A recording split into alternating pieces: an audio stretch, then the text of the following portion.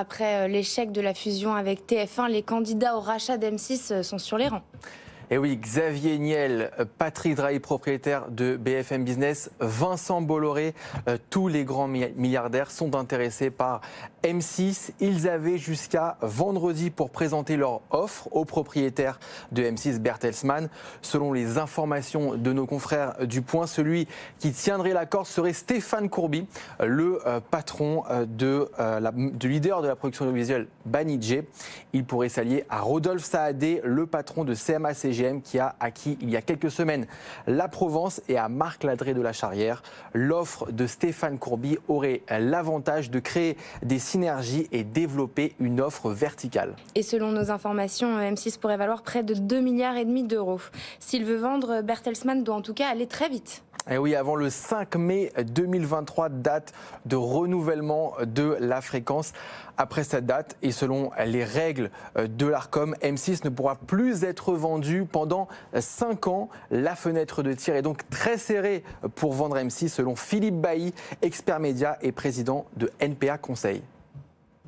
Entre aujourd'hui et le 5 mai, et pour essayer de bien comprendre, il faut que le CSA ait terminé une consultation publique qui est en cours, qui dure jusqu'au 10 octobre, qu'il ait réalisé une étude d'impact, ça devrait être terminé vers la fin d'année, et c'est des étapes administratives indispensables, puis qu'il lance son appel à candidature, qu'il l'instruise, qu'il prenne sa décision, qu'il négocie la convention. Et pour aller plus vite et éviter les règles de concurrence, M6 pourrait préférer un acteur qui ne dispose pas de fréquences audiovisuelles. Conséquence aussi de cet échec de la fusion TF1-M6, on l'a appris ce vendredi, Rodolphe Belmer va prendre la tête de TF1. Il deviendra directeur général du groupe à partir du 27 octobre prochain, puis PDG de l'entreprise le 13 février 2023.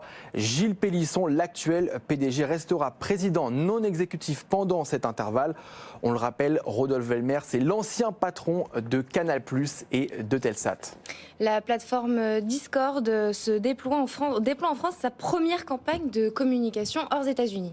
Ce réseau social américain utilisé par les 13-24 ans a posé ses affiches publicitaires depuis quelques jours dans les transports en commun à Paris, Bordeaux, Lille, Marseille et Nantes.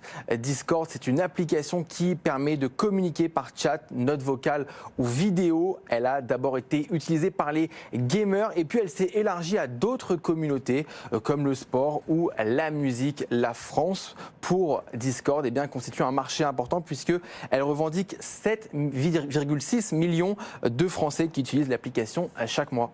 Et l'entreprise est valorisée 14,7 milliards de dollars.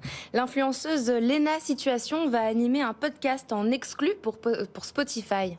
Et ça va s'appeler Canapé 6 places. L'influenceuse, suivie par 4 millions de personnes sur Instagram, 2,5 sur YouTube, va animer une série d'entretiens de 30 à 45 minutes par épisode, signer des exclusivités avec des célébrités, devenue une marque de fabrique pour Spotify qui cherche depuis plusieurs années à s'imposer dans le podcast.